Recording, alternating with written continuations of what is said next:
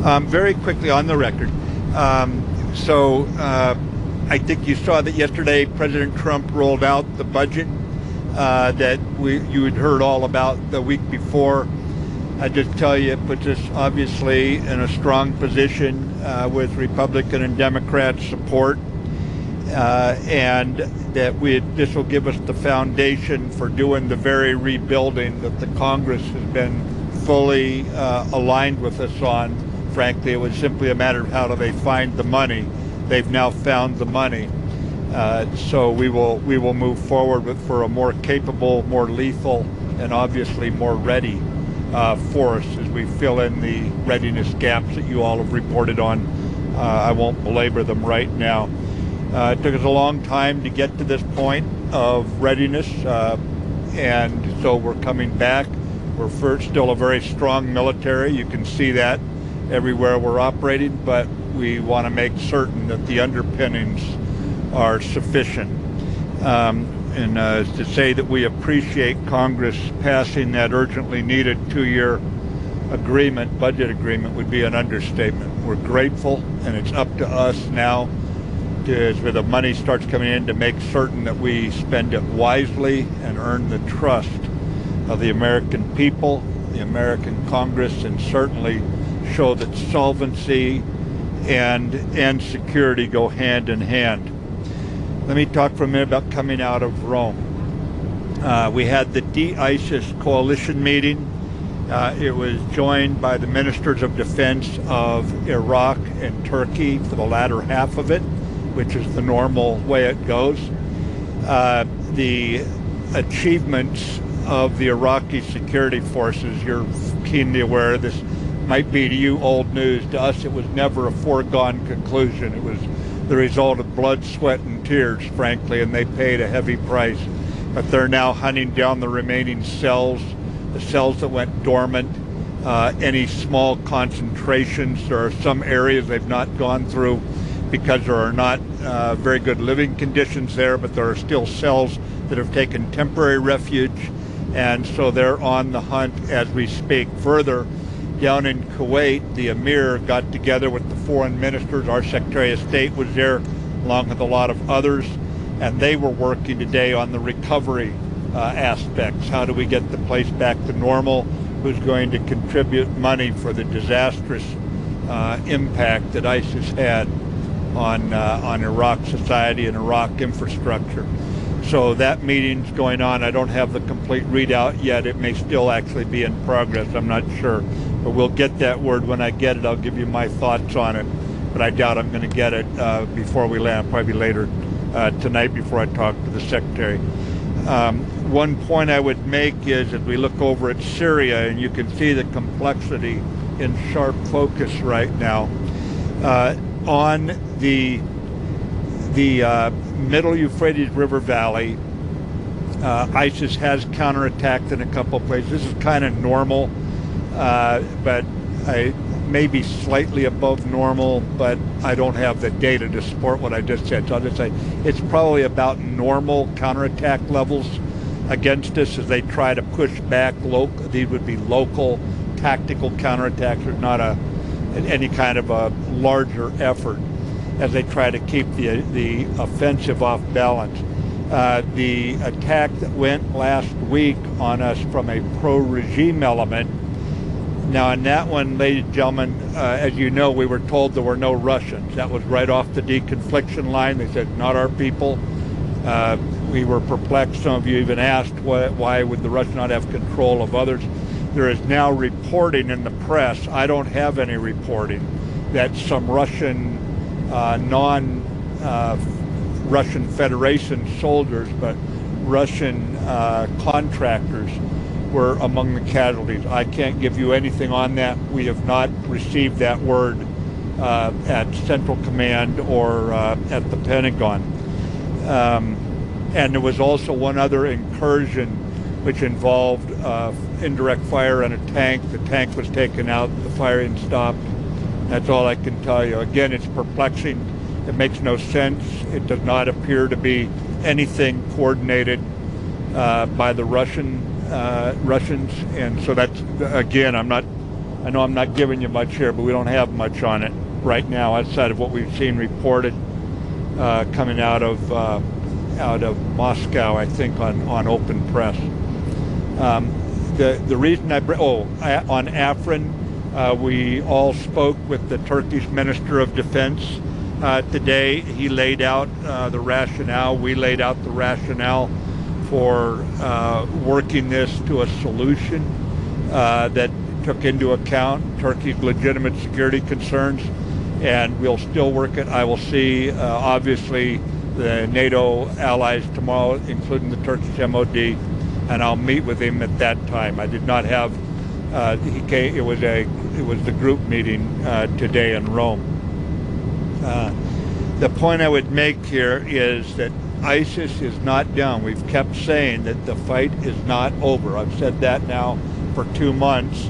And you just have to recognize the fighting goes on. That's why we want to stay focused on it. And there was that was the strong sense from the nations in Europe, from out in the Pacific, all the ones that are fighting this. That was the clearly stated consensus. This is not over. Not even the caliphate's completely down. Then we have to work the rhetoric and the message of hatred that they put out. We have to work against its ideology. We have to work against its financing. And there's a very strong collaboration. We've now grown to 70 nations and 4 international organizations. So it continues to have more nations come in as they recognize, even if they're not directly threatened, they want the information as they buttress themselves against what can spread. For example, several of the most recent nations are African nations that do not have an ISIS problem yet, and they're wanting to make certain they don't get into one. But the spirit of collaboration is very, very strong, and the stick-to-itiveness, I would call it, of the coalition was clearly stated in that meeting there today. I'm on my way to Brussels now for the NATO DEFMINS, the Defense Ministerial, and I'll follow that up by talking at the AFRICOM headquarters in Stuttgart and the European command, the U.S. commands who are stationed there, and we'll go over what their issues are, the usual communication between me and the combatant commanders who work for me. At the DEFMINS, we're going to talk about keeping the alliance fit for its time. That has to do with its command structure, its organization below the command structure, and burden sharing and military mobility, readiness of forces. There's a number of issues that we'll be going over there,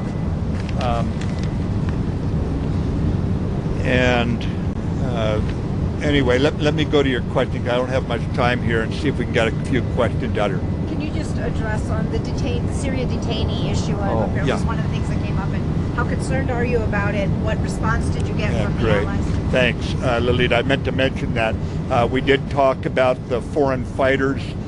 You remember a lot of them saying they were willing to die for their cause. Well, they haven't proven quite so willing to die when confronted with the coalition forces and the SDF. And so we're gathering up hundreds now of detainees. The important thing is that the countries of origin keep responsibility for them. How they carry out that responsibility, there's a dozen different diplomatic, legal, or whatever ways, I suppose. But the bottom line is we don't want them going back on the street.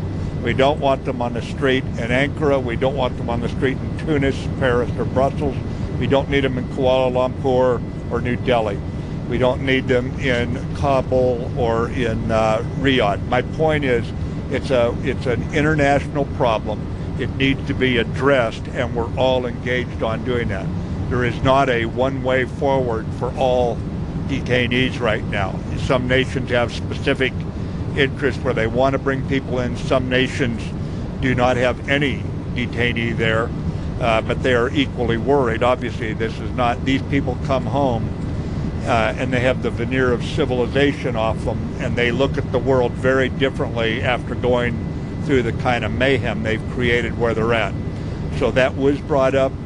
It was not resolved in a final way. It's being worked. There's a number of things going on, as you know, already.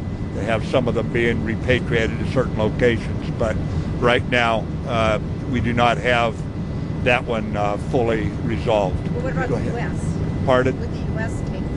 take some, do you think? Pardon? Would the U.S. be willing to take some? We want to make certain that foreign fighters are taken off the battlefield and they don't show up somewhere else.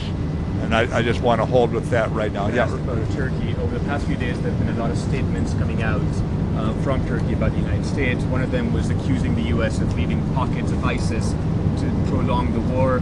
President Erdogan's come out with a statement today about the U.S. support for the YPG. In your talks with the Turkish defense minister, did that come up, and how do you respond to these continuing accusations? Yeah, we did discuss Turkey's security concerns and their concerns about our collaboration with the SDF. What was your first question, Idris? Well, there were a lot of accusations over the past few days about the US about bypass. No, we don't bypass ISIS. We have shown, you take a look at the casualty figures that the SDF has taken, that the Iraqi security force has taken, and you look at the casualties on the side of the ISIS, we don't bypass ISIS. Our tactics are tactics of annihilation. Yeah, go ahead. The NATO secretary said today that in the NATO talks they were going to begin planning for the training mission in Iraq. What would you? He said that today? Yes. Okay. What would you like to see come out of this? I think that what you're seeing is NATO's clear sense of mission. I have not seen what the Secretary General said, but his clear sense of mission that have stability in the geopolitical heart of the Middle East is in everyone's best interest from the Middle East outward. And the Secretary General is obviously engaged in this effort with the Iraqi government, but I can't say more than that. I've got to at least read his statement. Do you know what the Iraqi government has specifically requested about this training? Yeah, I'll leave that to the Iraqi government to speak to. Yeah, go ahead. Mr. Secretary, on Syria, just given that another attack by pro-regime forces, you mentioned this incident with this tank, the senior Israeli officials say the U.S. has no leverage, no influence in Syria. Yeah. Does the U.S. have influence in Syria? Is these regime attacks showing that they're willing to take the U.S. on? I think if you look at how we're now all trending toward what the U.S. intended long ago, which is the Geneva process to resolve this, I think that is the summation about our influence and our direction. Unlike some nations, we don't try to suppress their options. We try to align along the lines of the UN, and so I think we still have influence. There was one other thing. What was the first thing you said? Well, this new regime attack. You mentioned. Oh, thank you. Yeah, I wouldn't say that. This could just be a local couple of guys doing something. I don't want to dignify it as a big attack. Okay, it wasn't. But it's still something we're keeping our eye on for the very thing that's in the back of your mind right now. Yeah, Sylvie. You said that the problem of the foreign detainees is not solved. So do you think that Guantanamo could be a solution? Think that what? Guantanamo could be a solution? Yeah, I'm not willing to say anything on that right now. I think the best thing to do is to define the problem, and then we'll get the solutions. We need to know how many of these guys are in what status, what countries are they from, and so I don't want to jump to offering solutions before I've defined the problem. Go ahead. You haven't had thank it. you. Yes, ma'am. Well, very briefly, I wanted to just check on the UK element of the detainees, because I understand Whitehall has said... UK element? Yeah, they've revoked the nationality, and you're talking about country of origin as the nationality of the two vessels. So I wondered if you could say a little bit more about the UK situation. Yeah, I think we've got to talk more with them before I could answer that right now. My view is that the country of origin that they were citizens of bears some sense of responsibility. How they deal with that responsibility, I'm not a lawyer, I'm not an international law person, but I know one thing: they shouldn't be allowed back on the street if they did what we all saw them doing. On those of you who slipped into Syria and took the pictures of the pirated photos that we got out.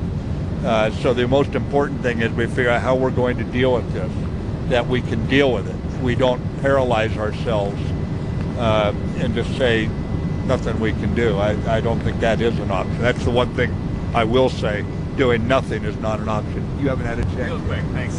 On the budget, the EDI, the European Currency Initiative, got about a $2 billion plus up.